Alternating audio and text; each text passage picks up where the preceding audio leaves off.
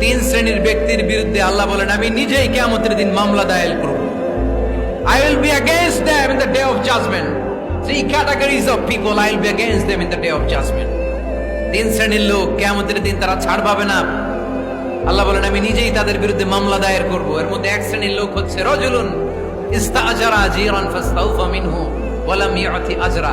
একজন শ্রমিক ভাড়া করে তার কাছ থেকে কাজ নিয়েছে কিন্তু তার পারিশ্রমিক আদায় করে নাই। এরকম আছে না নাই? দাপট দেখায় ইউনিভার্সিটির ক্যান্টিন গুলোতে। ইউনিভার্সিটির ক্যান্টিনে যে খায় মাগার বিল দেয় না, এরকম টাকায় আসরা নাই।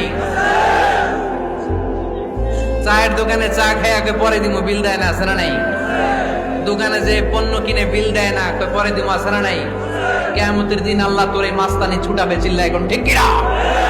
আনা খাসমুহুম, আমি নিজেই তাদের বিরুদ্ধে মামলা দায়ের করব। কথাটা কার? এজন্য বিশ্বনবী বললেন খবরদার, মেহনতি মানুষ, খেটে খাওয়া মানুষ, এদের দোয়া কবুল হয়ে যায়। আতুল আজিরা আজরাহু ক্বাবলা আন ইয়াজিফা আরাকুহু। খবরদার, বিশ্বনবী বললেন শ্রমিকের ঘাম শুকিয়ে যাওয়ার আগে তাদের পারিশ্রমিক মিটিয়ে দাও।